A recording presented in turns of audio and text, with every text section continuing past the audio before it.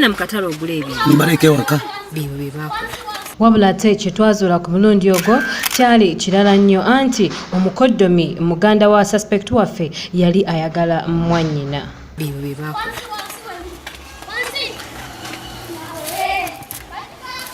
batandika okuromansinga ne bakiisinga ne beesitula ng'olabira ddala nti baagalana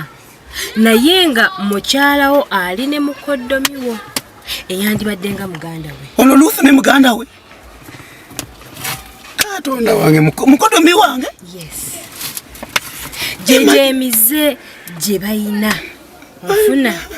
kale banayana badde omuntu naye nga si mukoddomi kitegeeza bano abantu banimbono si muganda twazaalibwa wamu labayo Dennis mama nyabo kino ekikubye wala kitono nnyo kuba bakomye kuromansinga mukiwulira bakomye kwekiisinga naye ate baatuuka ewalala batya kakkano otunule wano kati ebiwa bijjeewo ebyondaga ebyo mukazi Dennis wankwasa omulimu si kyekyo my goodness what's that tewankwasa mulimu wow labayo ina mwe mwine ebintu byomina okulaga abantu kati mbutufusa okutunulira kati mbireke sikulaga sikulaga kuba kati okyali ku kino alabayo olunaku olumu Dennis wakwata ekkubo ng'ogenda okukola nako olulala ate twagenda okulaba complainant waffe yali agenda okukola naye nga musajja wattu tamanyi kigenda mu maaso mu maka ge tamanyi nti omukoddomi ate yeegatta ne mwannyina eyandibadde nga mukazi we era bw'atyo yafulumya engatto ze bambi ebweru n'ajja akuba ekikalu yeetegeke agende akakalabye emirimu bw'atyo yayita mukyala we asobole okujja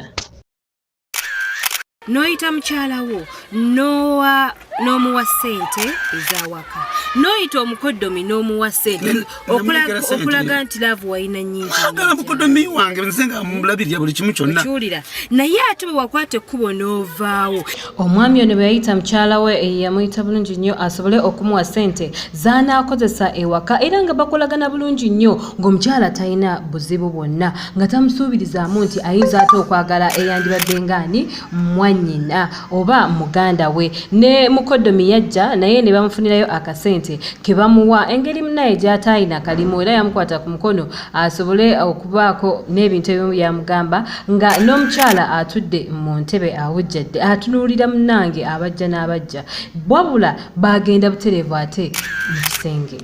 era ne batandika omukwano gwabwe jejemize gye nkugambye gye bakolera mu nnyumba yo okwekolako omukwano ogw'enjawulo era batandika ne batandikiraawo balindirira complainant waffe asobole okugenda mu mirimu gye wabula bakwata bukwasi kkubo ne bagenda ate mu kisenge omuvubuka ono gye yali asula ne batandika okukola omukwano gwabwe ogw'enjawulo nga bw'obalabaawo mpola mpola nkugambye nga omwami ono yeebaka ate ne mwannyina mwami emmese mwami naawe emmese mwami sokoko kuba emmese eyongise mwami emmese mwami naawe emmese kiwulira ne bakola omukwano ng'olabira ddala abantu abaagalana